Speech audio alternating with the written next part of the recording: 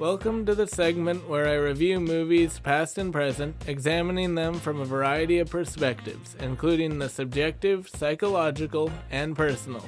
Informative and occasionally funny, this is LoganLand Rants. Welcome to LoganLand Rants, and today we're talking about the good, the bad, and the ugly. A big influence on Tarantino, so I've been told. And here is where I'm gonna, start to lose all my credibility because I have not seen the rest of the Dollars trilogy, just this one. It's obviously a Western, so I letting that whole sink in that I haven't seen the entire Dollars trilogy, but I might do podcast episodes later when I've actually seen both A Fistful of Dollars and For a Few Dollars More. But until then, you're just gonna have to stick with the good, the bad, and the ugly, which is a spaghetti Western, which is I guess sort of racist term for Italian Western. I mean, I've heard Italians call it that too, so I don't really know. But spaghetti Western is a Western in Italy, because Italian Westerns were known for bucking against the tradition of standard Hollywood Westerns and showed, violence and other grisly stuff that most old Westerns would leave out. Because it was a glamorized version of the American West. And spaghetti Westerns is like, nope. Guns everywhere, violence against Indians and slaves and shit. Man, it's crazy to think how little we reflect on shit like that. But it was directed by a director named Sergio Leone, who's a big influence on Quentin Tarantino, best known for his wide shots and framing and his ability to stretch out the tension as much as possible. And honestly, Tarantino's love of that sort of tension does show in movies like Inglourious Basterds and movies like Django Unchained and Hateful Eight, which are based on Sergio Leone westerns, and I find that really cool. And then there's the star power of it all, which is Clint Eastwood. Clint Eastwood is a great western actor, and I heard he's a great action actor too, so I'll have to go back and watch some of his old action movies.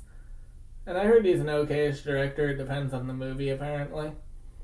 But Clint Eastwood does good. In this movie, he's kind of the silent man with no name.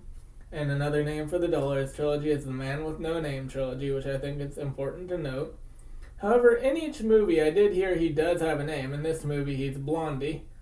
But he's called the Man with No Name because we don't know his real name, which is super nitpicky, but I love Sergio Leone and just Italy in general, his attention to detail there, Italian studios.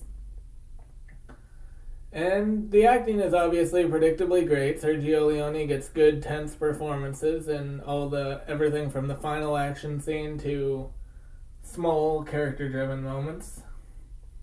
But the story is basically about a Mexican criminal, which I find kind of racist, but whatever, and Clint Eastwood going on a quest to find gold as they're kind of pursued by an evil, I forget if he's a bounty hunter, I don't know what he is in the movie, but he's the bad guy.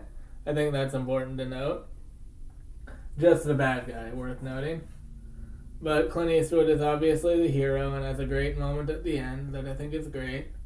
The movie is 2 hours and 45 minutes long, but it was that long of tension that left me wanting more, which I think I give credit where credit's due. It's always cool when westerns can do that, when they can actually leave you wanting more after an, by all accounts, extended runtime, which is cool.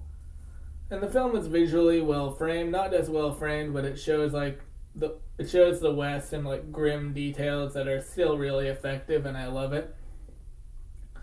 The gunplay is great, the characters are great, and even if you don't know much about the Man with No Name, you get where he's coming from. Character motivations make sense.